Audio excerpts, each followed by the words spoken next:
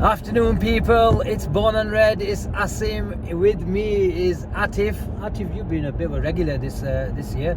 Well, look who we have in the back. The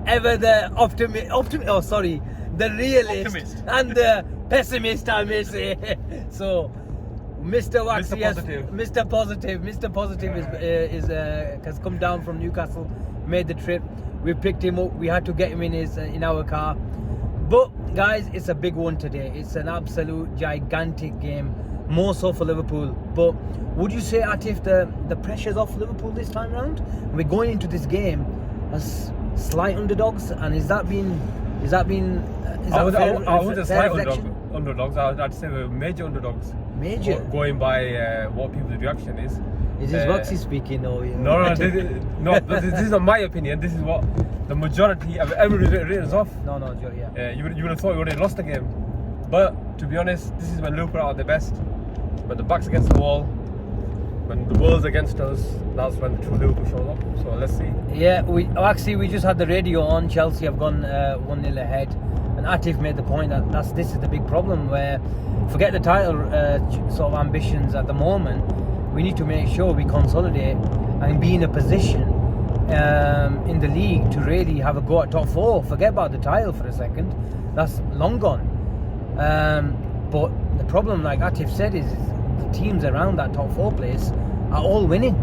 So this game is a must win. But at the very least, you can't lose this game today.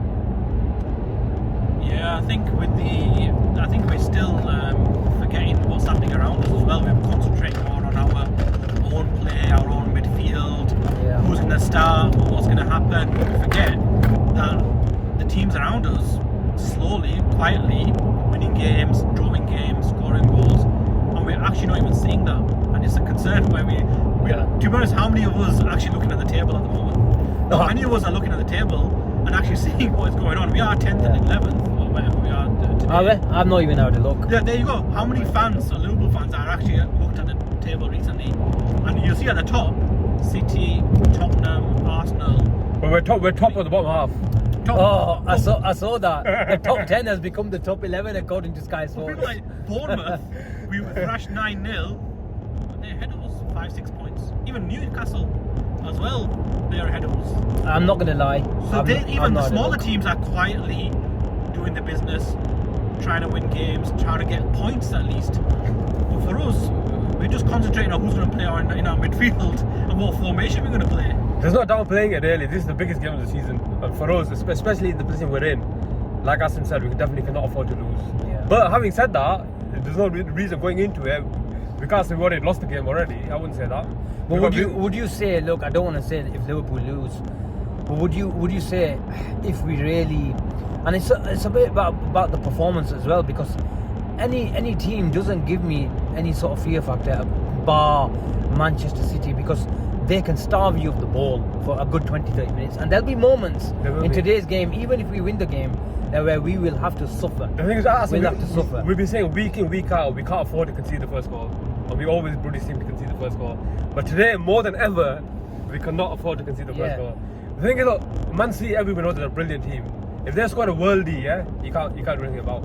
But at the very least, we cannot really concede a goal when it's our own really. Too many gifts. Exactly. Because we cannot afford to give them a gift and give them a head start. But having said that, sorry to interrupt you. In the last 20 years, they've only beaten us twice at Anfield. That's since their takeover. Yeah. With the billions. And Haaland, everyone knows Haaland's brilliant. There's no denying that. Look at Aguero. Aguero was awesome. Yeah, Never scored Anfield against us. Look, let's not make any mistake that if we play well, we have a big chance of winning this game. Like you said, the problem is you're up against another unbelievable side, and if they turn up, it could get embarrassing. But my point, I wanted to ask you the question, guys, is if we lose today, do you think it will be a watershed moment or like a defining moment in this club's history, where for the first time missing out on top four looks a real possibility, and you could see the fans get, on, I don't want to say get on the owner's back, but be in a position of showing real frustration towards I don't know, the team, the club, the manager even? Could it be a defining moment today? I personally think it will be. I think if we lose today, we will be quite far away from the top four. And I personally think that would change the plans for Liverpool coming January. I think they would have to, if they want top four, they would have to push. Yeah. And push what they probably had a plan for the summer.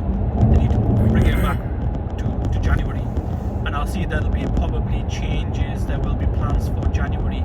Yeah. If in the next, obviously from now till the World Cup, if the Man City's game, is a big game. I think it's more to do with the actual Man City itself, rather than being a league game. 3 points. I think it's just more than that. So, but I think obviously if we lose today, 3 points is lost.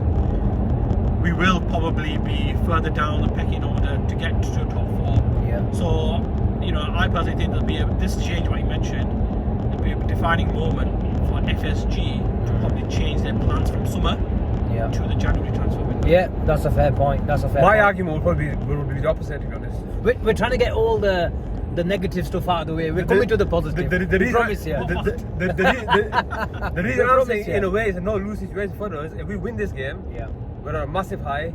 Don't forget, we play again in 3 days' time. We're at Anfield. We could lose to Man City today, beat West Ham. We're on the up again. Flip side, we could lose to Man City. So beat Man City, sorry. Of course. And lose to West Ham. We're back where we started. So the thing is, with this many games, the schedule is so congested, especially with the World Cup in World Cup in the middle of the season. It's obviously it's a season like no other. So all we've got to do is stay in contention, and hopefully things will improve. Hopefully, look, that's an excellent point by Atif. That actually we need to stay there or thereabouts.